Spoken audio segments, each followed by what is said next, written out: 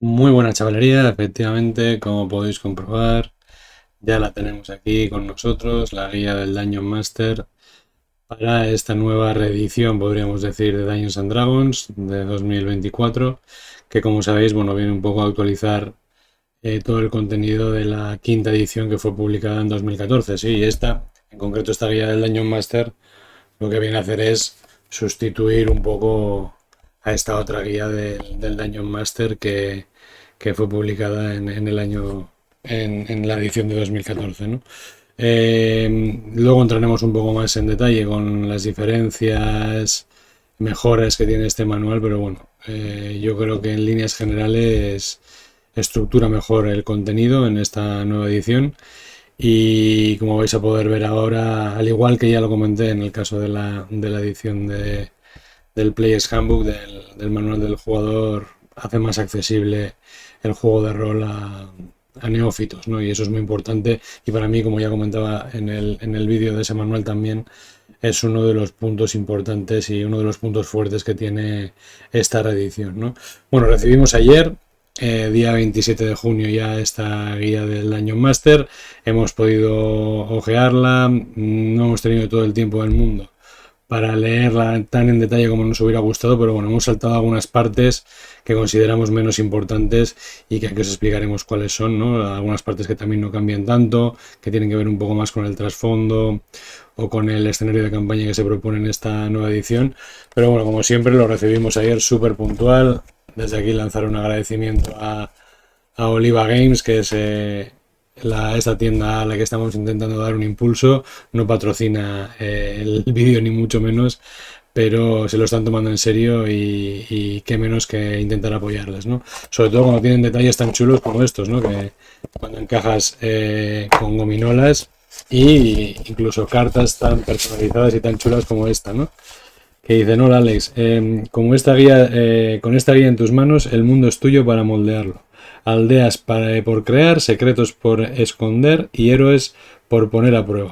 Que cada sesión sea una historia digna de leyenda. El equipo de Olivares, ¿veis? Pues por lo menos tienen este toque original, aparte de la puntualidad y el correcto envío del producto, que yo creo que es digno de alabar desde aquí, ¿no? Así que les mando desde aquí todo mi agradecimiento. Pues como vamos, vamos abriendo ya, lo voy a encuadrar aquí para que veáis bien. Eh, Vamos a ver de qué parte se compone esta guía del Dungeon Master, que como podréis ver ahora se estructura en 8 capítulos. Bueno, como siempre los créditos con los principales artífices, los que han liderado el proyecto: Christopher Perkins, James Wyatt, Jeremy Crawford, que bueno, ya hablaremos y tal en otro vídeo de la huida que se acaban de pegar con los de Critical Role y han abandonado ya Dungeons and Dragons. Pero bueno, eso es un culebrón que daría para un vídeo independiente, yo creo. Y como digo, bueno, el índice estructurado en 8 capítulos, sí, con unos apéndices al final. Y empezando, y aquí ya empiezo analizando también las principales diferencias con respecto a la edición anterior, y es que capítulo 1, conceptos básicos, y capítulo 2, dirigir el juego, ¿sí? Empieza analizando los conceptos más básicos de qué es un Dungeon Master, qué papel tiene dentro del juego y cómo se dirige, ¿sí? ¿Qué tiene que hacer para dirigir una aventura?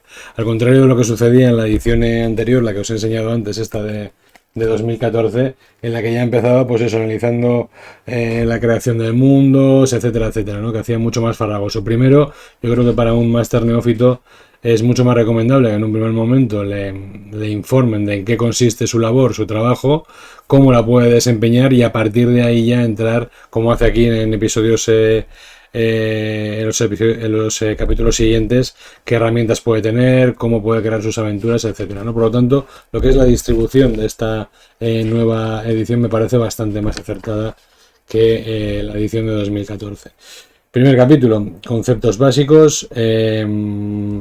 ¿Qué es ser un Dungeon Master? Pues tú lógicamente vas a tener que hacer de árbitro, vas a tener que ser quien cree los mundos, las historias, quien las cuenta y a fin de cuentas quien dirige, enseña a los jugadores y que, por supuesto, y bien lo sabemos, esto además, este último punto es importante, quién improvisa, ¿no?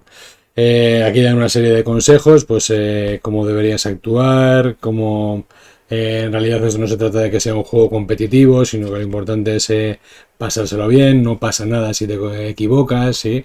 Pues de alguna forma lo que intentan es tranquilizar a esos másteres neófitos, ¿no? Aquí hay un cuadro con algunas de los cambios o las novedades más importantes de la versión de 2024, aunque yo creo que cosas muy importantes como la que acabo de mencionar las omiten, por lo tanto tampoco creo necesario detenerme ahí. Y después, bueno, pues te has decidido dar el paso, vas a querer dirigir tu aventura, pues qué es lo que te hace falta, los libros básicos, necesitas jugadores, lógicamente, un espacio en el que jugar, dados y, bueno, material para tomar notas, etcétera, etcétera, ¿no? Fichas de personaje, hojas de personaje. Y luego, bueno, cosas que son opcionales, pero que también suelen ser recomendables, pues como una pantalla del DM, tener una aventura para narrar, cuadrículas de combate, por ejemplo, cartas complementarias, etcétera. Es decir, ¿qué equipo te hace falta para poder arrancar y jugar directamente, ¿no? Luego, ¿cómo vas a preparar tus sesiones? ¿Sí? Pues si vas a prepararlas en una hora, como el tiempo de preparación, aquí diciéndolo por pasos, lo primero que tendrías que hacer es centrarte en la historia que va a tener tu aventura, por ejemplo. Luego, esa aventura va a tener una serie de encuentros que tendrías que intentar identificarlos y después, bueno, pues reunir mapas o todos los materiales que te hagan falta para llevar eso a la mesa, ¿no? Y si vas a jugar una aventura, una campaña mayor, pues intentar enlazar también los encuentros que tengan en esa aventura los jugadores. Así es la forma en la que se prepara, ¿no? Durante una campaña, como en este caso en concreto, una sesión, ¿sí? Qué historia vas a narrar, qué encuentros van a tener lugar y también qué personajes van a aparecer, etcétera, etcétera, ¿no? Para que tú tengas una idea clara de qué es lo que tienes que preparar antes de sentarte en la mesa. Y después, ¿cómo vas a dirigir esa sesión? ¿No? Pues qué pasa con los encuentros, cómo vas a tener que describir esa situación a tus jugadores, cómo vas a tener que hacer que los jugadores decidan, hablen entre ellos, tomen decisiones también, y de qué forma vas a tener que narrar y describir las situaciones, lo que va sucediendo también, ¿no? Las situaciones de combate, cómo las vas a tener que llevar a cabo, cómo funciona un poco muy brevemente la magia también, y bueno, excepciones que se imponen a las reglas generales, etcétera, etcétera, ¿no? El paso del tiempo, hacer descansos y a fin de cuentas cómo puedes también concluir con la sesión del juego. Y esto a la línea de lo que también alabábamos de ese manual del jugador cuando hicimos el análisis, pues el formato veis que se mantiene, ¿no? Primero digamos que da el marco teórico de lo que quiere explicar y después lo pone en práctica mediante un ejemplo que ilustra bastante bien todo eso que acaba de explicar, ¿no? En este caso, pues este sería el ejemplo de una partida en la que se da una descripción, una determinada circunstancia o situación y cómo actúan los jugadores en función de lo que va describiendo el Dungeon Master, ¿no? Pues como con los puntos que venían aquí, paso 1, paso 2, todos y cada uno de ellos vienen detallados aquí para que se vea cómo se llevaría eso realmente a la práctica, ¿no? Y esto realmente es súper, súper útil, ¿no? Después habla un poco de los tipos de Dungeon Master que hay, ¿no? ¿Qué estilo de juego quieres tener? Tú también, esto siempre es muy dependiente del tipo de jugadores que puedas tener, ¿no? Pues habrá jugadores que sean más proclives a querer jugar y explorar mazmorras para darse de tortas con monstruos y otros pues que el tema narrativo le dé mayor importancia, ¿no? Y eso a fin de cuentas yo creo que también condiciona el tipo de Dungeon Master que tengamos que ser en cada ocasión. Cómo podemos meter nuestras propias reglas también y lógicamente pues tendremos que, además de aprender por nosotros mismos, pues tendremos que ver cómo lo hacen otras personas porque sin duda de esa forma también podremos ir aprendiendo, ¿no? Y luego, bueno, aquí hay una tabla como esta, una ficha, mejor dicho, como esta que tenéis aquí. Veremos que hay muchas a lo largo de todo el manual. Y en este caso lo que intenta es tratar de definir cuáles son las expectativas de cada jugador, porque de esa forma se puede elegir mejor la temática, el tono. Hablando con los jugadores también, pues bueno, puedes determinar qué temas pueden resultar algo sensibles y por lo tanto de esa forma intentar evitarlos, ¿no? Y claro, hay que tener en cuenta que lo que se busca aquí es que todo el mundo se divierta y por lo tanto pues hay que plantear esas expectativas iniciales que podríamos tener para poner una serie de límites y que todo el mundo pueda divertirse, ¿no? Y también es muy útil en ese sentido que cada jugador pueda expresar también qué deseos y expectativas tienen, porque de esa forma nosotros como Dungeon Masters nos vamos a encargar de intentar cumplir con todos ellos. Respetar bueno, lo de los límites trágicos, qué tipo de límites hay que poner, que no seas tú el prota solo, sino que compartas el protagonismo con tus jugadores también. Esto no es tu película, sino que lo mejor que es que la película sea de los jugadores. Y esa es una forma de respetarles también. Y bueno, pues el respeto que tienen que tener hacia el Dungeon Master, pues si efectivamente los jugadores que negocian mucho, debaten sobre reglas concretas o ponen en tela de juicio la interpretación que puede hacer un Dungeon Master, pues bueno, esto es de alguna forma es para intentar evitar esos malos rollos que se pudieran dar en mesa en un momento dado y concienciar a la gente de que lo que hacemos aquí es venir a divertirnos, ¿no? Aquí tenemos una ilustración de Wenger, que es también quien aparece en la portada. Ya sabéis que esta nueva edición tira un poco de la serie de dibujos de los 80 que le tenemos en la bola de cristal con Tiamat, que aparece aquí en esa bola de cristal. Y aquí ya empiezan con los conceptos más básicos de lo que es dirigir un juego, ¿sí? Cómo vas a tener que hacer o llevar a cabo el combate, la exploración, cómo deberás interpretar también a numerosos personajes no jugadores, por supuesto. Deberás narrar determinadas escenas. Y bueno, una serie de consejos, más que consejos diría que es el análisis de manera muy somera también de los conceptos clave, ¿no? O sí, vamos a decir conceptos clave de lo que es la dirección del juego, ¿no? Después, ¿qué tipo de grupos puedes llevar? Sí, pues hay grupos que son más pequeños, otros son más grandes. Y lógicamente, pues en relación cuando son grupos grandes es más complicado que cada uno respete el turno, mantener el orden a fin de cuentas, ¿no? Y por eso da una serie de consejos también para, por ejemplo, que los combates no se hagan muy largos, que lo puedas acelerar y para que fluya un poco más la partida, sobre todo cuando son grupos grandes, ¿no? ¿Qué pasa cuando el cansino de todos los jueves vuelve a estar enfermo, vuelve a quedarse con la mantita en el sofá? Pues ¿qué hacemos? ¿Le pasamos a un segundo plano y hacemos que su personaje esté en otro sitio? Si le sustituimos por otro jugador, sí, pues ¿qué pasa, no? Porque estos problemas se van a dar en mesa y cuanto antes los conozca el Dungeon Master, mejor, ¿no? ¿Qué opciones tenemos para incluir a nuevos jugadores también y cómo podemos incluirlos dentro de la narrativa también, ¿no? También opciones para incluir a varios Dungeon Masters. Esto es algo que me pareció interesante porque nunca lo he llevado a la práctica y sin duda tiene que ser algo interesante, ¿no? La narración, que ya hemos dicho que es uno de los pilares también, pues lógicamente algunos consejos para que tú sepas cómo vas a tener que narrar tus historias, ¿no? Porque a fin de cuentas eso es lo que va a hacer que los jugadores se enganchen a la historia y a la partida, ¿no? Y por lo tanto un punto muy importante a tener en cuenta. ¿Cómo resolvemos los resultados? Esto, si has leído el manual del jugador, pues bueno, ya explica allí cómo se hacen las tiradas, etcétera. Pero aquí vuelven a incidir sobre eso, ¿no? Pues tú como Dungeon Master te vas a tener que encargar de decidir si hace falta en un momento dado hacer una tirada de un dado de 20, una prueba de característica o lo que fuera, ¿no? Qué tipo de pruebas son, qué características se van a utilizar en esas pruebas y en función de eso, pues determinar si tiene éxito o no quien intenta realizar esa prueba, ¿no? Un cuadro aquí con las características, las pruebas de característica y las tiradas de salvación, pues para que te hagas la idea también de los tipos de tirada que vas a poder que hacer aquí, ¿no? Las tiradas de habilidad que pueden hacer los jugadores en un momento dado.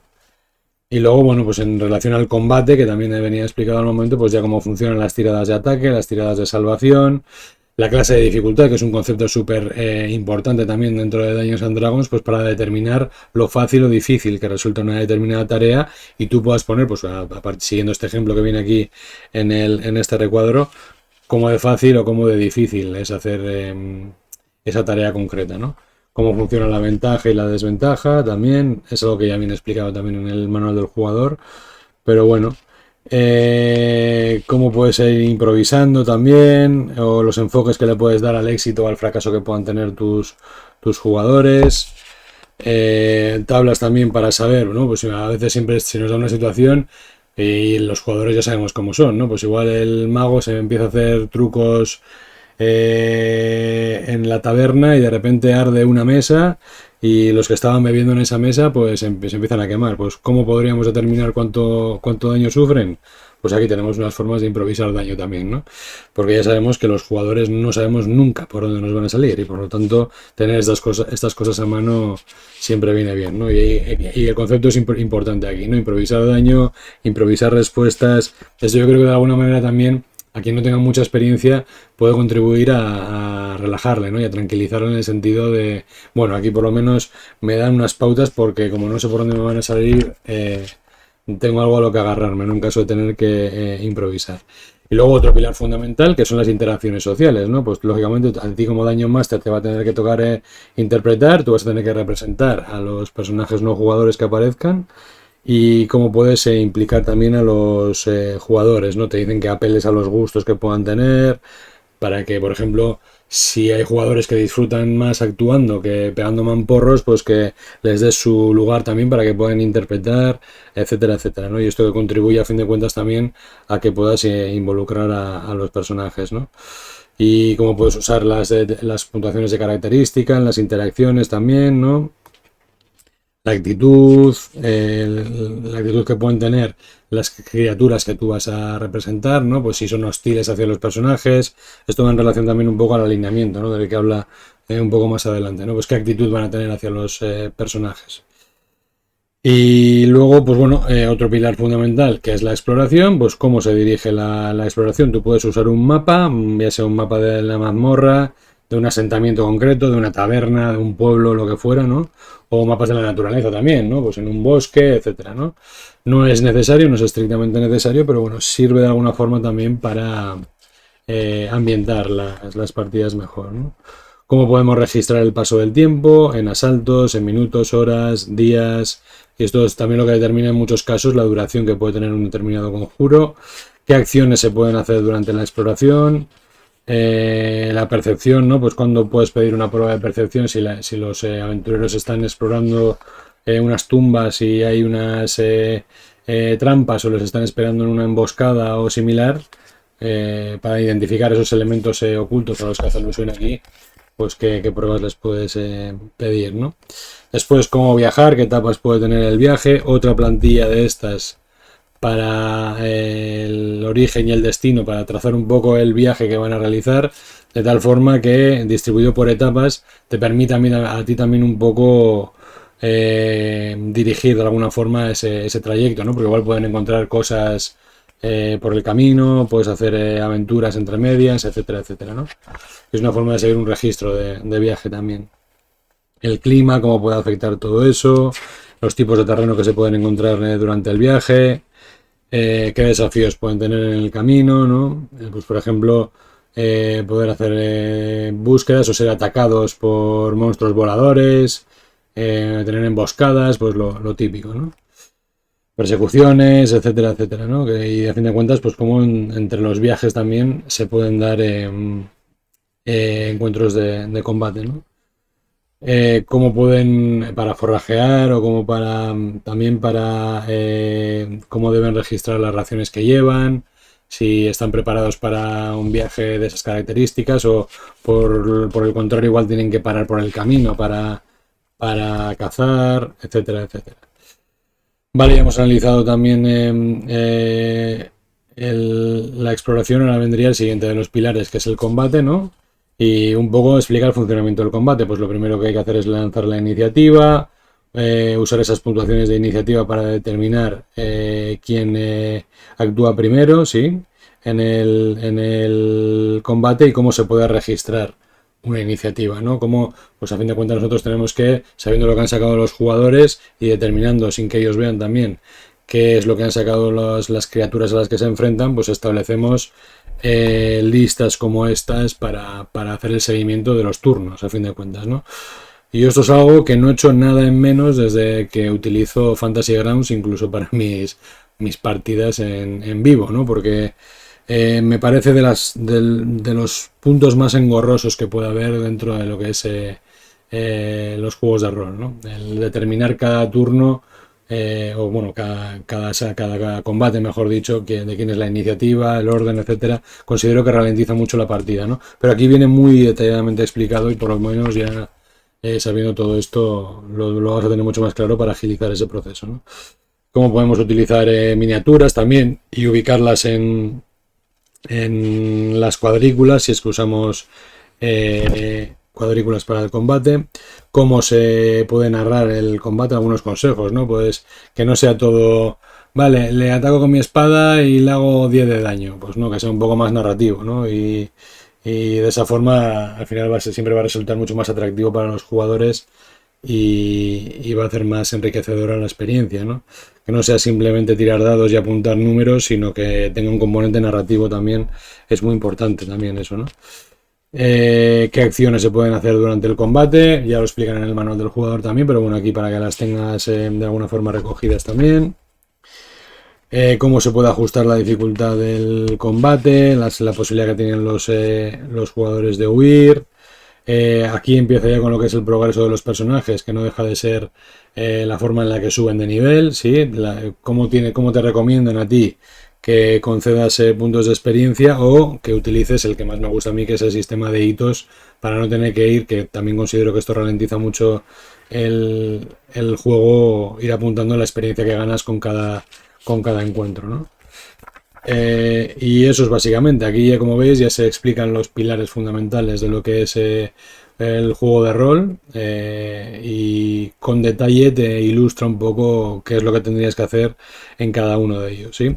El tercer capítulo lo que hace ya es darte una serie de herramientas, no tienes por qué utilizar todas, pero bueno, es una especie de cajón de desastre para que tú puedas coger de aquí y de allí lo que mejor te pueda venir en cada momento, ¿no? Y está ordenado, como me parece bastante acertado, en orden alfabético, ¿sí? Para que, bueno, pues a la hora de consultar considero también que esto favorece considerablemente la consulta. Por ejemplo, el alineamiento, si las acciones que hacen tus personajes jugadores en este caso, pueden determinar o no qué alineamiento puedan tener en un momento dado, ¿no? Qué alineamiento pueden tener los monstruos o los personajes no jugadores para también determinar qué actitud van a tener hacia los jugadores, ¿no? Cómo funcionan las armas de fuego y los explosivos, con una tabla también que especifica el daño en cada caso, sí, y qué propiedades tiene cada una, junto a la maestría de cada una también. Los asentamientos, pues qué tipos de asentamientos hay, si son aldeas, pueblos, ciudades, ¿no? Y qué rasgos puede tener cada uno de ellos. Ya con estas tablas que empezamos a ver por aquí, que como veréis más adelante también son muy muy frecuentes y que nos permiten de alguna forma, mediante un dado de 20, determinar e improvisar sobre la marcha si no conocemos las características de que tiene un determinado asentamiento, pues lo podemos determinar con los dados, ¿no? Los elementos llamativos que tiene, por ejemplo, una taberna, ¿no? Tiras esto, la comida es deliciosa. O en una ciudad se caracteriza porque hay muchos artistas o escritores, o yo qué sé, calamidades actuales, ¿qué le ha pasado recientemente a este pueblo? Un 7, un desastre natural amenaza el asentamiento, ¿sí? Y esto de por sí ya pues contribuye un poco a que tú puedas desarrollar la vida que hay en esas ciudades. Incluso esta tabla es súper útil también para improvisar nombres de tabernas, ¿no? Tú tiras 2 veces un de 20 y unes la columna de la izquierda con la de la derecha. Por ejemplo, el lobo sediento, el cordero ladrador. Esta no me ha gustado mucho, pero bueno, sí, vamos, que para que tú puedas improvisar también el nombre de las tabernas incluso, ¿no? Cómo es el gobierno local, etcétera, etcétera, ¿no? Pues alguna forma de... Y otra de estas tablas, o plantillas, mejor dicho, en las que tú, a medida que vas creando tu aventura, pues dices, esta ciudad o este pueblo va a estar organizado así, tiene esta serie de elementos llamativos, estas calamidades que han sucedido, el líder local es de esta forma, etcétera, etcétera, ¿no? Después, a que los amantes del crafteo les va a gustar esta parte porque da indicaciones sobre cómo podemos crear conjuros, ¿no? Y el daño que pueden tener dependiendo del nivel del conjuro. Si es un truco, si es un conjuro de nivel 1, etcétera, etcétera, ¿no? Los tipos de conjuro también, curativos, cómo crear objetos mágicos. Seguimos con el crafteo también en este caso, sí. Interesante para los que quieran profundizar en esto, la forma que le podemos dar, los tipos de daño que pueden tener esos objetos, etcétera. Y cómo podemos crear trasfondos. Ya sabemos que en el manual del jugador aparecen una serie de trasfondos, pero aquí nos invita también a que podamos crear nuestro propio trasfondo. Para ello, bueno, tendríamos que elegir qué características son las fundamentales, que son en las que se aplicaría una subida al personaje que eligiera ese trasfondo, qué dote tendría ese trasfondo, competencias, el equipo que tuviera, etcétera, etcétera, ¿no? Crear criaturas también, ¿no? Y más que crearlas, que también se puede hacer lógicamente, yo diría reajustarlas en algún caso, ¿no? Porque sí es cierto que, y esto me ha pasado a mí, por ejemplo, dirigiendo, ¿no? Los personajes están viajando, van a pasar por una determinada región, y yo si me quiero ajustar al lore de esa región, pues quiero meter criaturas típicas de ese lugar. Y eso me pasó, por ejemplo, en un momento en el que mis jugadores querían ir a una región, además motivados por las leyendas que habían circulando por ahí de que había hombres lobo. ¿Sí? Los personajes eran, creo, si eran nivel 1 o nivel 2, o sea, fue al de poco de empezar la aventura. Y claro, veías el hombre lobo y lógicamente les iba a hacer harina si se enfrentaban a ellos, ¿no? Entonces me permitió, a partir de lo que son las características o la ficha de monstruo, en este caso de los lobos, hacer unos ajustes que permitieran de alguna forma que el nivel de desafío fuera menor y los jugadores pudieran enfrentarse a ellos, ¿no? Pues lo que invito también un poco en ese sentido, junto a la posibilidad de crear tus propios monstruos, es a modificarlos de alguna forma o reajustarlos, ¿no? Muy, muy interesante esta parte. Los dioses también, cuando crees tu panteón, pues si lo quieres crear, luego veremos también un poco esto en la parte de creación de aventuras, pues qué consejos te dan al respecto, sí. Los dones sobrenaturales relacionados también con lo divino, sortilegios, elementos ambientales, también para que puedas utilizarlos y darle un poco de sabor a tus encuentros, a los viajes, etcétera, ¿no? O si en una región hay calor extremo, por ejemplo, o frío extremo, ¿qué condiciones podría haber en esa zona, ¿no? Una zona en la que no haya magia, que en la que haya solo magia salvaje, pues para que dependiendo de por dónde estén viajando les puedas dar un poco más de sabor. Equipos de asedio, en casos de, fijaos, incluso con pues desde un ariete hasta una torre de asedio, un vehículo lanzallamas también, ¿no? Pues qué CA tendrían, cuántos puntos de golpe, qué habilidades tendría cada uno de estos, por si en algún momento dado quieres dirigir una escena que tenga un asedio, para que puedas hacerlo, ¿no? Maldiciones y enfermedades mágicas, ¿sí? En cualquier momento tus aventureros pueden caer presos de una maldición o de una enfermedad, y aquí tienes varias ideas para ver de qué forma condicionaría a estos personajes, ¿no? Pues desde fiebre carcajeante hay unos cuantos, ¿sí? Y algunos son bastante graciosos. A las maldiciones, etcétera, ¿no? Después, mazmorras, muy interesante parte también, pues para que tú veas, y también mediante una tirada de un dado de 100, las particularidades que puede tener esta mazmorra. Venga, yo voy a crear una mazmorra, la voy a crear. Y para darme algunas ideas voy a tirar un dado. Venga, pues a ver, la 53-55. Contiene algo que llevó a la perdición a sus creadores o habitantes. ¿Sí?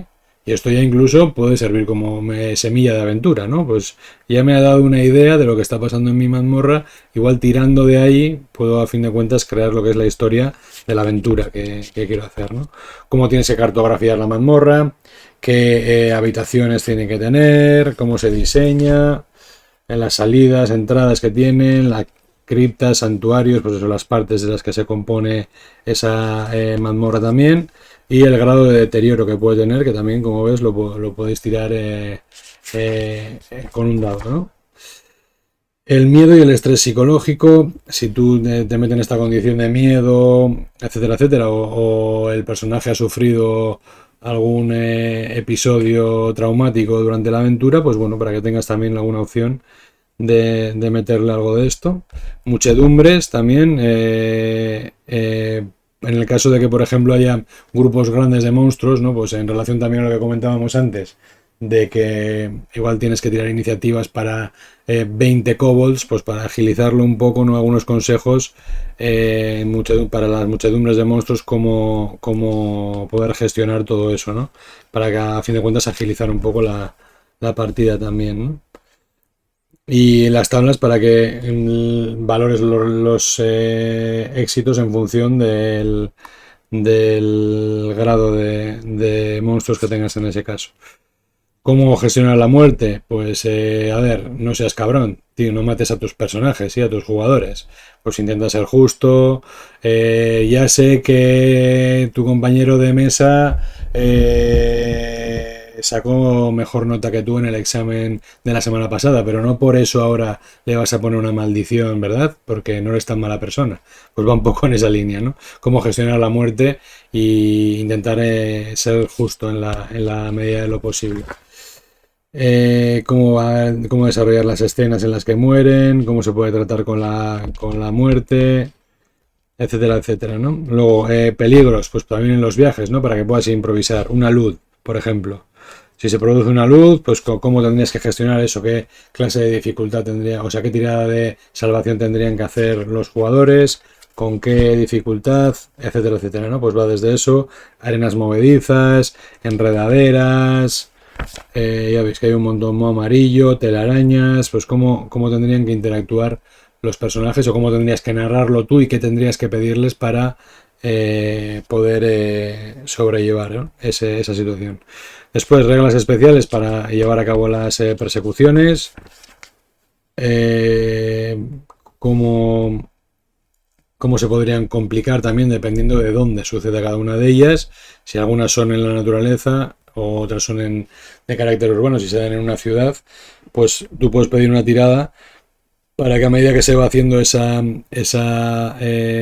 persecución, qué formas tendrían de complicarse, ¿no? Pues para que no tengas que improvisar tanto, vienen muy bien, ¿no? Luego los personajes no jugadores también, ¿no? Pues para que no tengas que pensar en nombres, ni qué perfil tiene cada uno de ellos, si son buenos, si son malos. Aquí te dan una serie de listas con nombres y aspectos que pueden tener, los secretos que pueden guardar, qué personalidad pueden tener, y otra plantilla de estas para que tú vayas creándote tus propios personajes no jugadores con los que van a tener que interactuar los aventureros. Bastante útil también. La diferencia entre personajes no jugadores recurrentes, que son los que más van a aparecer a lo largo de la aventura, con otros que no aparecen tanto también, ¿no? Incluso personajes no jugadores que podrían ser miembros del grupo dependiendo de lo que suceda, ¿no? Pues porque son ayudantes o porque han estado con ellos en varios episodios y al final les acompañan, etcétera, etcétera, ¿no? Yo, por ejemplo, utilizo los personajes no jugadores a veces para cuando falla un jugador, pues que puedan jugar con ese personaje no jugador, alguien a quien invitemos a esa sesión, ¿no? E intento siempre que sea el personaje no jugador más odiado por el grupo. Esto es un recurso infalible para darle un poco más de salseo desde el comienzo. Ahí tenemos esta ilustración también en la que aparecen los personajes de la serie de los 80. Después el prestigio, ¿cómo se puede ganar prestigio? Pues lógicamente si cumplimos con las misiones que nos mandan, si nos implicamos con las organizaciones existentes también, cómo podemos gestionar el prestigio que van adquiriendo nuestros jugadores o cómo pueden perderlo también, lógicamente, ¿no? Porque a veces se pueden dar determinadas situaciones que provoquen la pérdida de prestigio por las acciones que pueden hacer los personajes. Después tipos de puerta que tenemos, podemos combinarlo también con la parte de las mazmorras, la creación de las mazmorras también, rastrillos, Vale, signos de renombre, cartas de recomendación, derechos especiales, entrenamiento. Vale, pues sin más, ¿no? Si nuestros personajes son gente con renombre, tienen títulos nobiliarios, por ejemplo, posesiones, etcétera, etcétera, fortificaciones o asentamientos, como vamos a poder ver también en los bastiones en el último episodio, pues para darle un poco de toque, un toque de color también a eso, ¿no? Seguimos con Bobby y Hank en este caso, que aparecen aquí en esta ilustración en la que parece que han activado una trampa de dardos envenenados, porque precisamente esta parte ya trata sobre las trampas, ¿no? Y aquí vienen todas las trampas detalladas, pues para que sepas qué es lo que hacen, qué tienes que pedir a tus jugadores, ¿sí? Cómo se activan, cómo se detectan para no activarlas, en caso de activarlas, qué tiradas de salvación hay que hacer, en caso de no superar esa tirada de salvación, qué tipo de daño te hace, qué consecuencias tiene, etcétera, etcétera, ¿no? Red que cae, la roca rodante, un clásico para los fans de Indiana Jones también, el techo que se hunde, o incluso aquí un apartado final en el que te permite crear tus propias trampas también, ¿no? Cómo gestionar los venenos, cómo pueden craftearlos los jugadores también, recogerlos pues de criaturas que vayan encontrando, etcétera, etcétera. Cómo pueden envenenar a otras criaturas también, ¿no? Y qué elementos necesitan para crear todo eso. Pues como veis, no dejan de ser una serie de herramientas que están a disposición del Dungeon Master para ir picoteando y cogiendo la que más le convenga en cada situación. No obstante, sí es recomendable leerlas todas, sobre todo si eres un máster novato, pues para hacerte una idea realmente de qué situaciones se podrían vivir a lo largo de tu aventura y que puedas estar preparado para cualquiera de ellas, ¿no? Me parece que está bastante bien estructurado, sobre todo porque sigue el índice alfabético. Entonces, tú ya sabes, llegado a este capítulo 4, en qué consiste ser Dungeon Master, qué cosas vas a tener que hacer, cuando tengas que hacer esas cosas, qué herramientas tienes para llevarlas a cabo también. Ahora lo que te crea es, o sea, lo que te queda, perdón, es saber cómo podrías crear tus propias aventuras, ¿no? Y a eso se dedica precisamente este capítulo 4. Te va a decir paso a paso cómo tendrías que crear tus aventuras. Aunque esto yo creo que, bueno, lo recomendable si nunca has jugado a rol previamente sería que intentaras seguir una aventura publicada, a poder ser, sí, porque seguramente sea mucho más accesible para ti con las explicaciones que vengan en esa aventura, seguir de alguna forma un guión, ¿no? Más allá que de lo que es sentarte con tu papel y tu bolígrafo a esbozar una premisa, hacer establecer unos acontecimientos que van a pasar, unos encuentros, buscarte tus propios mapas, poblarlos de criaturas, todo eso lógicamente a mí es una actividad que me encanta hacer, pero hay que ser conscientes de que requiere mucho tiempo de elaboración y que lógicamente si no sabes si todavía esto te va a gustar o no, pues igual no es recomendable invertir esa cantidad de tiempo en crear tu aventura, ¿no? Y sí que es recomendable seguir alguna de las ya publicadas. Pero bueno, si le has cogido el gustillo a esto, pues aquí tienes, para que te hagas a la idea de qué podrías hacer a la hora de crear tus propias aventuras, ¿no? Paso a paso. Primero una premisa, ¿no? En qué situación o qué conflicto es el que da pie a la aventura. Después, cómo vas a atraer a los jugadores, cuál va a ser el gancho que van a tener los jugadores, qué encuentros va a haber a lo largo de esa aventura y cómo va a ser el desenlace, ¿no? Eso digamos que es un poco la estructura que deberíamos tener, ¿no? Sobre las campañas o aventuras sobre raíles también, que yo entiendo que es lo recomendable para comenzar también, ¿no? Que no dé mucho margen a la improvisación, sobre todo de los jugadores, ¿no? Y que permitan al máster estar en una situación de confort en el sentido de que saben que van a ir del punto A al punto B, ¿no? No es lo recomendable siempre, pero entiendo que para empezar pues sí que es lo recomendable. Después, ¿qué tipo de conflictos se han podido dar? Pues aquí ponen algunos ejemplos, ¿no? Situaciones de aventura. Tiras el dado, vamos a poner el 6, por ejemplo. A ver, un socavón reciente ha revelado una mazmorra que había quedado sepultada hacía tiempo y que supuestamente alberga un tesoro. Pues, si queréis coger ideas, aquí tenéis lo que diríamos son semillas de aventura de alguna forma, ¿no? Y a partir de ahí ya vas creando, pues, ¿qué ha producido ese socavón? Igual es que había algo dentro de la mazmorra que ha despertado y ha hecho que la mazmorra que había quedado sepultada de repente. Claro, ¿y qué es eso que ha hecho? Pues podría ser un dragón, ¿no? Yo ya empiezo aquí a darle vueltas al coco, pero bueno, va un poco en esa línea, ¿no? Para que a partir de esta premisa, digamos, tú ya puedas seguir desarrollando esa aventura. Y luego las situaciones de aventuras, pues estas van por niveles además. Si quieres empezar en nivel 1, que entiendo que también es lo recomendable para jugadores novatos, estas serían las de nivel 1 y a partir de aquí te dice para nivel 5 10, para nivel 11 16 y 17 20, ¿no? Dependiendo de en qué nivel van a ir a empezar tus personajes.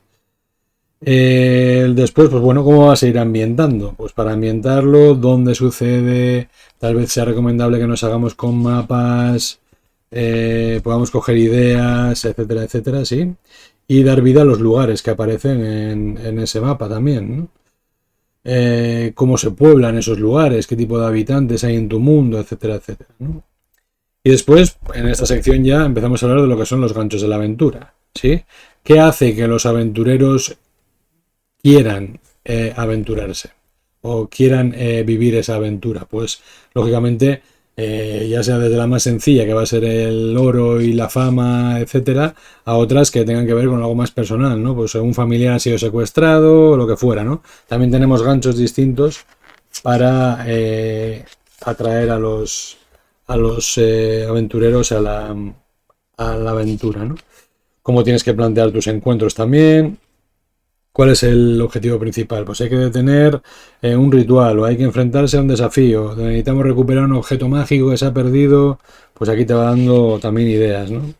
Que puedan contribuir a eso, a que tú puedas desarrollar esa aventura también, ¿no? Tienes que determinar también qué encuentros de carácter social va a haber a lo largo de la aventura. Con qué personajes no jugadores se van a encontrar. Qué información les pueden dar, qué información pueden sacar de todos ellos, porque es importante cómo está conectada esa información con la aventura o lo que realmente ha pasado. Después los monstruos, ¿no? Qué actitud van a tener con respecto a los jugadores, también dependiendo del alineamiento que puedan tener o si son criaturas que son cobardes, etcétera, etcétera, ¿no? Para que tú sepas también cómo actuarían los monstruos en cada caso. El ritmo y la tensión de los encuentros para que sepas también cómo tienes que variar los tipos de encuentro, la dificultad que puede haber entre cada uno de ellos, etcétera, etcétera, y la opción de crear encuentros aleatorios también, porque a veces toca improvisar y para ello pues tienes aquí una serie de ideas. Y por último, a ver, hay que pensar en el desenlace, ¿no? El clímax, que es lo que dice aquí, ¿no? Pues aquí tienes de alguna forma ideas también que te permitan conectar todo lo anterior con ese final apoteósico que deje tu historia en lo alto y sobre todo a tus jugadores con ganas de volver a sentarse a la mesa para seguir viviendo aventuras, ¿no? Ese es un poco el objetivo que tiene esta parte, aparte de, bueno, por supuesto las recompensas que pueden obtener, tesoros, etcétera, etcétera, ¿no? Y aquí, la verdad es que me ha parecido súper curiosa esta parte porque vienen ejemplos de aventuras. Ya veis que no están muy desarrolladas. En este caso esta aventura viene... esta es la extensión que tiene, ¿no? Pero es una aventura para personajes de nivel 1, que te da una determinada situación, una premisa, cuál sería el gancho para los personajes y cómo están estructurados los encuentros previstos para esa aventura. Te puede dar ideas interesantes para no partir de cero, ¿no? Y luego de aquí, por supuesto, hacer cualquier modificación que consideres oportuno, ¿no? Y hay para nivel 1, para nivel 2, para nivel 3, para nivel 5, ¿no hay para nivel 4? No hay para nivel 4. No me había dado cuenta de eso cuando lo he leído. Para nivel 7 y ya está. Pero bueno, es interesante porque te puede dar ideas, modificas o incluso mezclas de aquí con lo de aquí o desarrollas un poco más esta situación. Los que utilicéis la inteligencia artificial os asombraría realmente lo que os puede crear la IA únicamente planteándole esta situación y este gancho. Si le decís eso a la inteligencia artificial, haced la prueba y ya veréis cómo os devuelve una aventura que podéis alucinar, ¿no? Y que por supuesto podréis modificar vosotros también. Vale, ya sabes cómo se crea una aventura Y ahora, si encadenamos aventuras, ya vamos a poder crear lo que se denomina una campaña, ¿no? Eh, el planteamiento es muy similar al anterior. También tenemos que plantear una premisa, tenemos que atraer a los jugadores de alguna forma, es decir, darles ese gancho que les haga participar en esta aventura. Y luego hay que planear las aventuras que integran esa campaña, porque como digo, una campaña no deja de ser eso, ¿no? La concatenación, podríamos decir, de distintas aventuras. Entonces, bueno, aquí te dice, te dan unos consejos porque esto ya es un trabajo considerablemente mayor, ¿no? Aquí ya te instan a que puedas escribir un diario, que uses tu diario para que te puedas anticipar, tienes incluso la plantilla para crearte tu diario de campaña. Y bueno, ya pues eso, poco a poco vas viendo la premisa de la campaña, qué personajes van a participar, cuáles son los arcos, objetivos, ambiciones que tenga cada uno de ellos, sí, porque hay que pensar un poco más en grande, ¿no? Y los personajes que vayas creando, pues las motivaciones que puedan tener, porque no olvidemos que, claro, todas esas motivaciones entendemos que van a estar directamente relacionadas con lo que va a suceder en la historia, ¿sí? Por lo tanto, con este fin se crea este registro de personajes, ¿no? ¿Qué conflictos va a haber a lo largo de la campaña? Lo mismo con otra plantilla de esas también, como podéis ver. ¿Qué género de fantasía quieres que tenga tu campaña? Pues la fantasía heroica, que es la más típica en este caso de Dungeons and Dragons, u otra que sea más de espada y brujería, más al estilo Conan, la fantasía épica, mítica. Aquí entiendo que intentan aproximarse, ya podéis ver a partir de esta ilustración también, a lo que podría ser el horror, horror cósmico incluso diría, porque sí que intentan pintarlo misterio, ya podéis ver, ¿no? Intriga. No sé yo si será realmente viable, no lo he probado, así que por lo tanto no puedo hablar sobre ello, pero intentan un poco eso, ¿no? Salirse un poco de la línea tradicional e intentar darle otra visión, ¿no? A las ambientaciones que puedan tener las campañas de Dungeons and Dragons en este caso, ¿no? De ciencia ficción fantástica, etcétera, etcétera, ¿no? Y luego el escenario de campaña, que es el que vamos a ver a continuación en el siguiente capítulo, pues tú puedes usar un escenario de campaña ya existente o puedes crear un escenario propio también, ¿no? Lo cual, lógicamente, es un trabajo titánico. Pero bueno, aquí te dicen qué tipos de escenarios son los más típicos de Dungeons and Dragons, sí. Y para que puedas intentar documentarte o utilizar alguno de ellos en tu campaña, ¿no? ¿Cómo se comienza una campaña? Pues con la sesión cero. Primero, pues eso, en la línea de lo que hemos comentado previamente también, pues para saber qué expectativas tienen tus jugadores, la creación de personajes, hablarles un poco de qué tipo de campaña les gustaría jugar, etcétera, etcétera, ¿no? Después preparar el escenario y el punto de partida ya con la primera aventura y cómo de esta forma se van planteando las aventuras que van conformando episodios y series, etcétera, ¿no? Cómo puedes intentar implicar a los jugadores también, no deja de ser lo mismo que hemos visto en el capítulo anterior, pero a lo grande en este caso, ¿no? Y dentro de este capítulo incluye ya lo que viene siendo Greyhawk, que es, por los que algunos conoceréis como Falcon Gris, es el escenario de campaña que incluye esta guía del Dungeon Master, ¿no? Debo reconocer que cuando vi en un primer momento que era Greyhawk y no Los Reinos Olvidados, el escenario de campaña de este manual, me produjo, perdón, cierta tristeza, pero con el tiempo he visto que era lo mejor realmente. En parte porque Greyhawk es un escenario de campaña creado por Gary Gygax, que es el creador de Dungeons and Dragons, por lo tanto me parece totalmente acertado que lo incluyan aquí. Y entiendo que el no incluir Los Reinos Olvidados aquí podría dar pie a que posteriormente se publiquen escenarios de campaña que sean importantes y, por favor, lo pido desde aquí, que estén bien estructurados, que sean interesantes, que sean profundos, no como otros que se han publicado recientemente. No miro a nadie, Guía del Aventurero de la Costa de la Espada. Sí, ojalá esto dé pie para que haya publicaciones posteriores que nos den escenarios de campaña potentes, como por ejemplo, a ver, tengo por aquí uno. Esto es un escenario de campaña en condiciones, ¿sí? Esto es un escenario de campaña. Entonces, si esto diera pie a que se pudieran publicar cositas como esta en el futuro, sí, esto es un buen escenario de campaña. Sí, cositas como esta en el futuro, pues ojalá los reinos olvidados nos vengan en este tipo de formato de publicación posterior, ¿no? Por eso no me apena tanto que esté Greyhawk aquí, ¿no? Y voy a coger ya este, porque esto ya sí que sería el sueño húmedo, ¿no? Un escenario de campaña como este. Esto sí que es un escenario de campaña en condiciones. Me parece interesante esta idea, ¿eh? Podéis decirme en comentarios, porque tengo además, al de cuarta edición no voy a llegar, lo tengo ahí más a desmano. Pero sí que sería interesante igual en otro vídeo hacer una comparativa de los escenarios de campaña de los Reinos Olvidados que se han publicado en las distintas ediciones, ¿no? Bueno, no me enrollo más con esto, pero bueno, si os interesa me lo podéis decir porque me parece una idea que podría estar bien, ¿no? Entonces, bueno, aquí tenemos Greyhawk. Para el que no quiera crear su propio escenario de campaña, lo tiene ya aquí detallado, ¿sí? No voy a detenerme a analizarlo con mucho énfasis, pues porque al final es un montón de lore el que viene aquí, la descripción de las ciudades, los gobiernos. Fijaros que mapas más chulos aparecen aquí, ¿sí? Mapas de ciudades, vemos un mapa del mundo aquí ahora también. Pues eso, qué edificios y demás. Fijaos aquí esta parte de del escenario de campaña, el mapa también. La verdad es que debo reconocer, esta parte no me la he leído y no soy un gran conocedor de Greyhawk, ¿eh? Lo conozco sobre todo me viene a la mente ahora las cartas del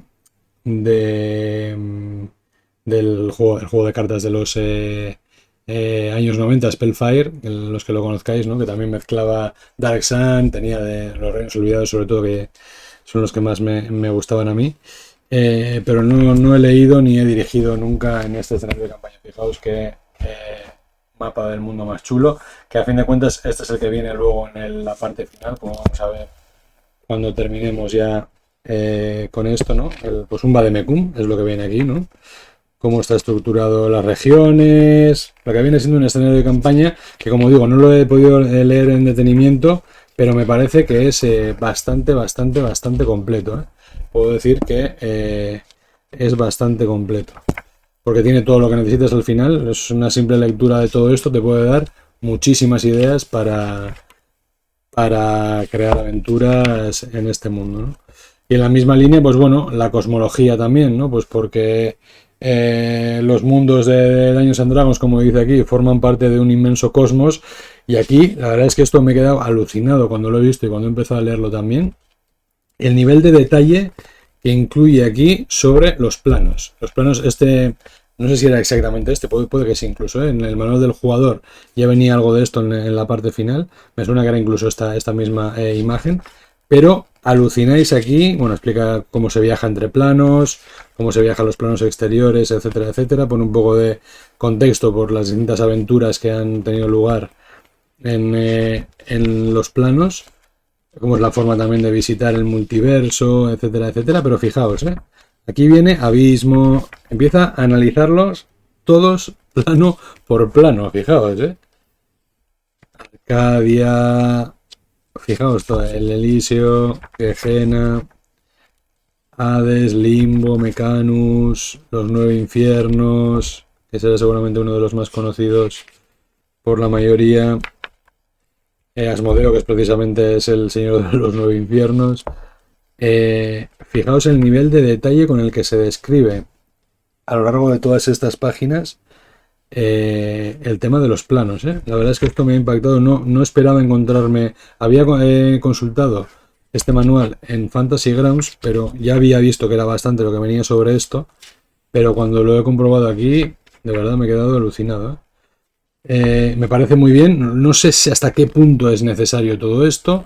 Yo podría decir que el 99,9% de mis partidas las he ambientado en el plano material y no he visitado otros planos salvo en puntos concretos de determinadas aventuras seguramente. Por lo tanto, hay demasiada información para lo... Bueno, depende de cómo quieras utilizarlo, ¿no? Pero me parece demasiada información para la utilidad que le podría dar, al menos yo, a todo esto, ¿no? O sea, fijaos, porque luego ya aquí empieza con el plano etéreo, en este caso, ¿no? Una auténtica locura. El plano material. Fijaos cuántas páginas se está dedicando a esto, Los semiplanos también aquí. Una auténtica locura. Voy a contabilizar las páginas porque la verdad es que me ha dejado esto loquísimo. Empezamos aquí de la 173. Pues es que fijaos, o sea, son 38 páginas. Una locura. Una auténtica locura. Bueno. Vale, y ahora aquí entramos en la que probablemente a mí, ahora mismo en mi situación actual, me resulte la parte más útil de todo el manual, ¿sí? Que es este capítulo 7 dedicado a los tesoros. Hay que decir que la mayoría de los objetos que aparecen aquí ya aparecían en la edición anterior. Creo, si no me equivoco, que hay en torno a 18 objetos nuevos o similar, pero bueno, los objetos que había de alguna forma también han sido revisados, ¿no? Yo suelo utilizar, y espero poder seguir haciéndolo, las cartas que tenía de objetos mágicos, que es una chulada darles las cartas a los jugadores para que tengan su equipo en una carta. No las tengo aquí porque las tengo en el local, que es donde estamos jugando ahora la campaña, pero me parece que son súper útiles para llevar el registro de los tesoros, ¿no? Y aquí empieza. Aciertos que tiene esta parte con respecto a la anterior, una vez más la estructura, ¿sí? Aquí tenemos, por ejemplo, piedras preciosas, obras de arte, que en función del valor que puedan tener tienes una tabla que te sirve para tirar un dado y determinar de manera aleatoria el tipo de obra de arte que se encuentran en un momento dado, ¿sí? O la piedra preciosa que se encuentran en un cofre en un momento dado, ¿no? Y luego, una cosa súper útil es que los objetos mágicos aparecen alfabéticamente ordenados, pero luego tienes tablas al final que los estructuran en función de la categoría que tenga cada uno de estos objetos. Y eso ya me parece el no va más. Sí, porque igual generalmente suele ser más sencillo, igual, localizar los objetos en las tablas y luego irte a la descripción del objeto, y por lo tanto el hecho de estar ordenado alfabéticamente así hace que la consulta sea bastante más sencilla, ¿no? Entonces, bueno, el manual determina estas categorías de objetos mágicos, que son anillos, armaduras, armas, bastones, objetos maravillosos, pergaminos, pociones, varas y varitas, ¿sí? Y son un poco las que describe aquí, pero que luego vamos a poder ir viendo más adelante. Aquí da unas pautas bastante importantes, considero yo, sobre todo para que no rompan tu partida, ¿sí? Porque a más de uno nos habrá pasado, y a mí me sigue pasando a día de hoy, parece que no espabilo ni con el paso de los años. Aquí lo que propone es que de alguna forma escales en los objetos mágicos que das a tus jugadores, ¿no? Y te propone que de nivel 1 a nivel 4 en el escalón 1 puedan acceder a 6 objetos comunes, 4 infrecuentes y 1 raro. Y ya está. Nada de muy raros ni legendarios, que rompemos la partida, ¿sí? Me parece súper útil esta parte, por lo que os digo, ¿no? Porque igual en la opción de... A mí me gusta, por ejemplo, venga, tira un de 20 y a ver qué rareza es el objeto, ¿no? ¡Ahí va, un 20! Madre mía, pues te vas a llevar un objeto legendario. ¿Qué nivel eres? Nivel 1. Vaya por Dios. Ya hemos roto la partida, ¿no? Podría pasar eso. Luego, bueno, es tan sencillo como contratar a un ladrón que se lo robe por la noche y ya está. Pero recordad lo que hemos visto en capítulos anteriores, ¿vale? Hemos venido a divertirnos, no a joder la vida a la gente. Entonces, bueno, qué demonios, robárselo y punto. Vale, pero entonces lo que os digo, ¿no? Me parece muy útil por eso, ¿no? Pues porque al final te da unas pautas de en cada escalón, en cada franja de nivel, en el segundo caso es de nivel 5 a nivel 10, pues aquí ya sí que podrían tener acceso a un objeto raro, ¿no? O muy raro, perdón. Y está muy bien esta parte. A mí me ha pasado, por ejemplo, y por eso decía en la partida que estamos jugando actualmente, y creo que ni siquiera era un objeto, como mucho era raro, igual estaría infrecuente, tendría que mirarlo. Era un báculo que cuando lo tirabas se convertía en una boa constrictor. Claro, eso a nivel 1 te puede reventar cualquier combate, porque la boa constrictor tiene 60 puntos de vida, mete no sé cuánto de hostia, o sea, te puede reventar realmente, ¿no? Entonces, bueno, pero el salseo de poder tener ese tipo de objetos también está muy bien, ¿no? Entonces, bueno, aquí puedes llevar un registro de los objetos mágicos que vas a poder llevar por los que van llevando ellos. Pues bueno, ya han encontrado 2 comunes, pues tachas 2 comunes, ¿no? Y así puedes llevar el registro de los que tienen en cada momento. Sí, también por supuesto que hay objetos malditos, cómo se pueden fabricar objetos mágicos, aunque ya hacía alusión a esto también en capítulos precedentes, como hemos podido comprobar anteriormente. ¿Qué rasgos especiales pueden tener también, ¿no? Pues dependiendo de quién lo ha creado o quién es el que blande una determinada espada, por ejemplo, hay algunas que requieren que seas un paladín, ¿no? O una clase concreta, ¿no? Pues que condicione de alguna forma o dé atributos específicos o propiedades específicas a estos objetos mágicos, también mediante tablas súper útiles que te permiten de alguna forma aleatorizar todo eso, ¿no? También los artefactos, qué propiedades tienen cada uno de ellos y además qué propiedades beneficiosas y perjudiciales podrían tener, lo cual es súper interesante también, ¿no? Si este objeto tiene esta determinada propiedad beneficiosa, pero aparte, yo que sé, mientras tengas sintonización con el artefacto, emites un hedor agrio que se percibe a 3 metros. Pues bueno, es interesante y va a dar mucho juego esto también a la hora de que el resto de jugadores vengan con una pinza en la nariz, etcétera, etcétera, ¿no? Y luego, bueno, pues objetos mágicos conscientes, los que pueden hablar, pues este tipo de cosas también, ¿no? Y aquí ya viene ordenados de la A a la Z, alfabéticamente, todos los objetos, que son los que vamos a poder ver a continuación, ¿no?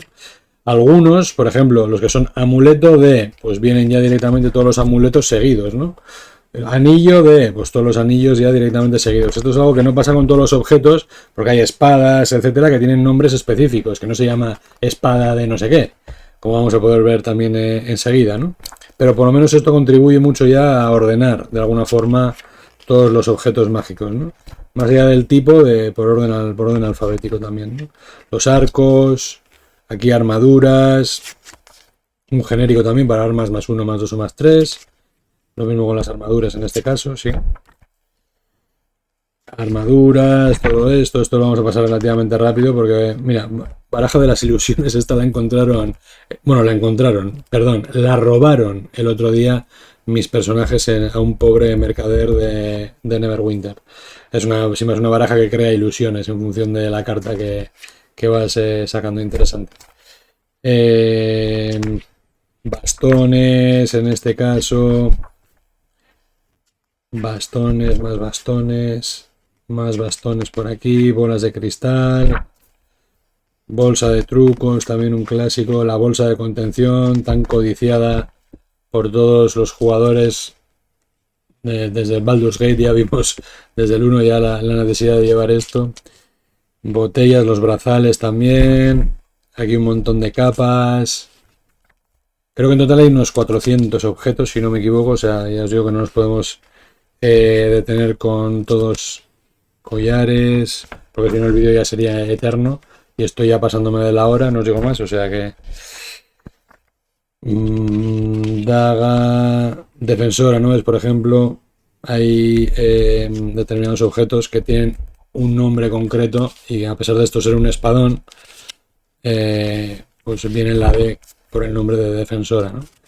Escudos también, espadas en este caso. Buah, qué guapísima era la espada Vorpal esta. Esta era la de la que quitaba almas, era esta. A ver. Ah, no, esta es la que decapita. Buah, brutalísimo. Brutal. Esta con un 20 decapita, es verdad. Brutalísimo. Estatuillas también. Sí, bueno, ya veis, ¿no? Vamos por la G todavía, ¿eh? O sea, casi nada. Gemas, guanteletes, hachas, instrumentos, ladrona de 9 vidas, otro clásico, libro de oscuridad vil, vale, manto de resistencia, manuales en este caso, martillos, matadragones aquí también, ¿no? Sí, esta es la espada, ¿no? Matadragones, eso es. Solo es una más uno, ¿eh? Parecía mejor. Mazas en este caso. Negrarma, esta es la que quita las almas, ¿no?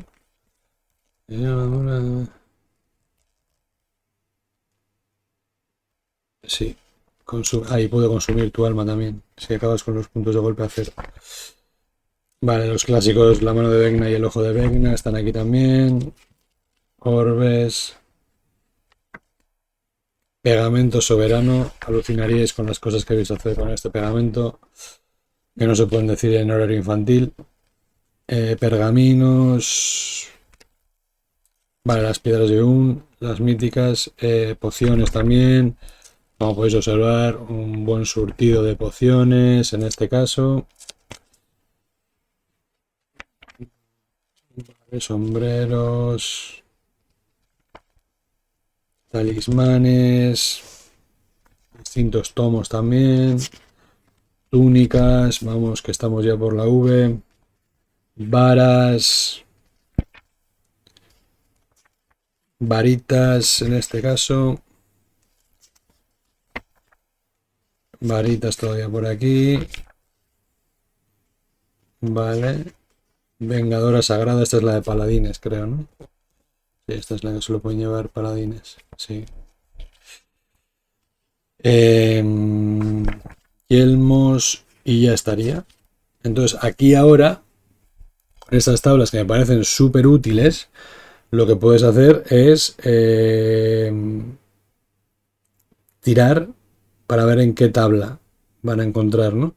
Pues por ejemplo, te ha tocado armas, ¿no? Siguiendo la tabla que venía al principio, ¿vale? Y ahora en función de esto vamos a determinar la rareza. Tiras un dado y a partir de ahí determinas en qué tabla se encuentra el objeto que van a encontrar. Una vez dices, vale, pues a partir de tu tirada es un objeto raro. Tiras otra vez en un de 100 y aquí ya determinas exactamente cuál es el objeto que obtienen. Y esto, lo útil de esto es que realmente una vez ves el objeto que ha tocado, ya siguiendo el orden alfabético te vas para atrás y buscas alfabéticamente el objeto que ha tocado, ¿no? Eso es lo que me parece realmente útil, ¿no? Fijaos qué tablas más brutales. Esto en Fantasy Grounds me encanta, hacerlo con encima que tiras el dado y automáticamente te pone en el chat ya el objeto que ha tocado. Vale, vamos al último capítulo, que es el de bastiones. Esto también es una novedad en el sentido de que nos va a permitir gestionar de alguna forma los, digamos, bastiones o asentamientos que puedan tener nuestros personajes, ¿no? Es algo que hasta cierto punto es cada vez más habitual en los juegos de rol. Incluso diría que en los juegos de rol también de ordenador, ¿no? Me suena de, por ejemplo, en el Pillars of Eternity, en el 1 gestionabas un bastión también, tal cual creo, y en el segundo ya en el que gestionabas el barco, ¿no? Pero también están intentando darle ese toque de tener que gestionar hombre, lógicamente en Pathfinder Kingmaker también gestionas tu territorio, etcétera, etcétera, ¿no? Y aquí, pues bueno, te dicen cómo podrían haber conseguido un bastión, pues mediante recompensas. Se me ocurre en relación a, por ejemplo, ahora la campaña que estamos jugando, que es la de Tyranny of Dragons, el castillo de los gigantes de las nubes, ¿no? Ese podría ser perfectamente un bastión. Bueno, entonces, ¿qué espacios componen el bastión? ¿Sí? Pues qué instalaciones tienen. Y es muy útil, lo vais a ver ahora también. Aquí te dan un listado con las instalaciones especiales que podría tener cada uno de esos bastiones. Y aquí vas viendo, ¿no? Cada una de estas instalaciones tiene un nivel y una serie de requisitos. En este caso el archivo no tiene ninguno y necesita un espacio amplio. Y te incluye también cuántos asalariados tendría que haber, ¿no? Porque lógicamente todo esto requiere un mantenimiento y por lo tanto vas a tener que tener a gente trabajando en tu bastión para poder gestionarlo, ¿no? Una idea bastante interesante y que seguramente de horas de juego para quien guste de estos asuntos relacionados más con la gestión, etcétera, etcétera, ¿no? Y luego ya va viniendo pues uno por uno, en la misma línea que lo que hemos visto, pues la biblioteca, qué requisitos tiene, qué tipo de espacio necesitas, ¿sí? Y para qué sirve también, ¿no? Una casa gremial, pues para reclutar, por ejemplo, un estudio arcano para fabricación de objetos mágicos, de libros, la herrería también para fabricar objetos mágicos, sea, es decir, estas dos cosas que acabo de mencionar ahora nos sirven para poner en práctica lo que venía en los capítulos anteriores también, ¿no? Cómo se crean objetos mágicos, etcétera, etcétera, ¿no? Interesante idea, ya veis, bueno, observatorio, laboratorio, sacristía, todos con su sala de juegos, con su descripción y lo que digo, ¿no? Los requisitos que harían falta, qué funciones podría cumplir y luego, bueno, pues qué cosas podrían pasar en los bastiones también, ¿no? Pues que ellos a medida que van teniendo aventuras y se alejen del bastión, pues les puedan pasar cosas ahí, ¿no? Desde que de repente desaparecen cosas porque uno de los trabajadores era un criminal, a que sufre ataques también, o tienes un extraño huésped que ha entrado a vivir, o se ha descubierto que hay una maldición, o cosas así que podrían dar juego y que cuando se supone que van a venir aquí los personajes, pues en un periodo de descanso que podría haber entre aventuras o dentro de la propia campaña también, pues pudieran encargarse de gestionarlo para traer toda la normalidad de nuevo, ¿no? Interesante. Y luego aquí tienes el registro, lo mismo en la plantilla, con el registro del bastión, pues para que veas qué instalaciones tiene, qué instalaciones especiales se le van haciendo también, ¿no? Y se pueda contabilizar un poco, ¿no? Y listo, aquí vendríamos ya al glosario de conocimientos, que me ha parecido algo bastante interesante, aunque diría que quizás insuficiente, porque es, para que lo que han pretendido aquí es hacer un glosario más que de términos, de personajes, de lugares, de acontecimientos. Entonces es complicado que en las páginas que dedican a este glosario se pueda cubrir bien todo, aunque por lo menos es que por ejemplo me he quedado alucinado cuando he visto a Bubú aquí. O sea, fijaos hasta qué punto de detalle han intentado entrar aquí, ¿no? No obstante, aunque aparece lo fundamental, pues aparece desde Acerera, que de hecho lo tenemos aquí en la imagen, a ciudades importantes como Aguas Profundas, Puerta de Baldur, organizaciones como los arpistas, todo esto, ¿no? El Minster, personajes importantes también, ¿no? De Drizzt Do'Urden, por supuesto, también, de varias ambientaciones, podríamos decir, localizaciones y demás. Está muy bien, pero lógicamente aquí solo puedes rascar un poco la superficie de lo que realmente tienen todos estos escenarios de campaña a nivel de personajes, localizaciones, eventos, etcétera, ¿no?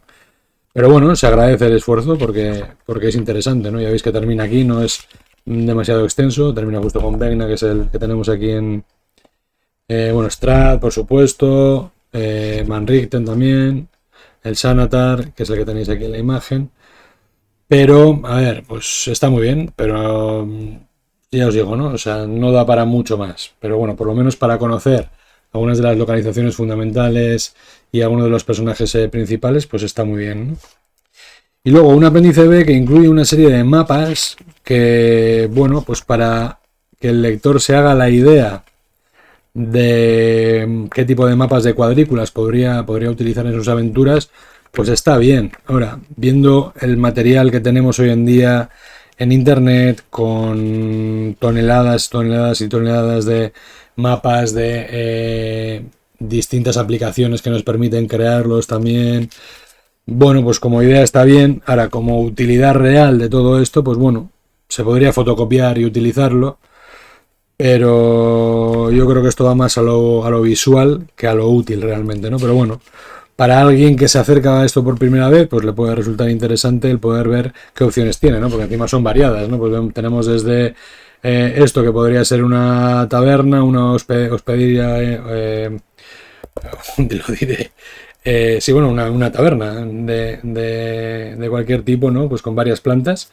Hacerte una idea de cómo podría estructurarlo, a otras que son ya, pues eso, mazmorras que podrían estar bajo la superficie, cuevas o similar, ¿no? O sea, en cuanto a variedad está bien, en cuanto a utilidad es donde tengo más dudas, ¿no? Pero bueno, se agradece también el esfuerzo.